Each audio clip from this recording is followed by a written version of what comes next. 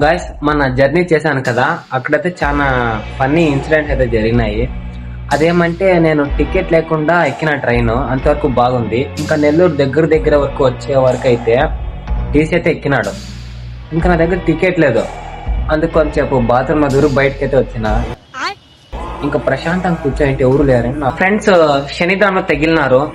ఇంకా నా ఫ్రెండ్స్ దగ్గరలో ఉంటారేమో అనుకుంటే ఆ లాస్ట్ బోగిలో ఉన్నారు గాయస్. అది కూడా జనరల్ పక్కన S1. నేను ఇంజన్ దగ్గర ఉన్నాను.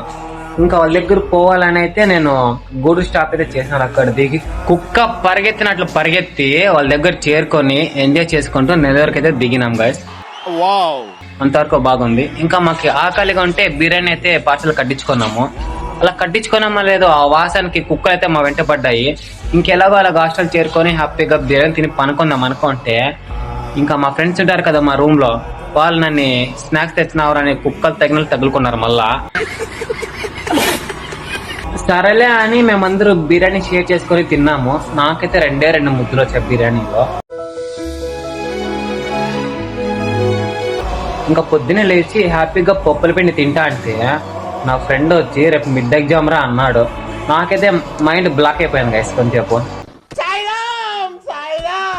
ఇంకా ఏం చేసే కయ్యల్దని ఈరోజు ఎగ్జామ్ రాసాకైతే వెళ్ళా. హ్యాపీగా సక్సెస్ఫుల్ గా బాగా దబ్బింది గైస్ ఎగ్జామ్. ఈరోజు అంతా దబ్బేసింది, ఏం నేర్చుకోలేదు నేను. ఇంకా రేపైతే నా ఫేవరెట్ ఎగ్జామ్ ఉంది. అది ఎలా రాస్తానో నెక్స్ట్ వీడియో